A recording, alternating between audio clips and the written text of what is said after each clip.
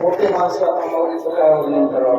आपल्यासारख्या आगाध समुद्रात आलेले आहेत आणि म्हणून ही कला सर्वसामान्य लोकांना कळत नाही. पण माझ्या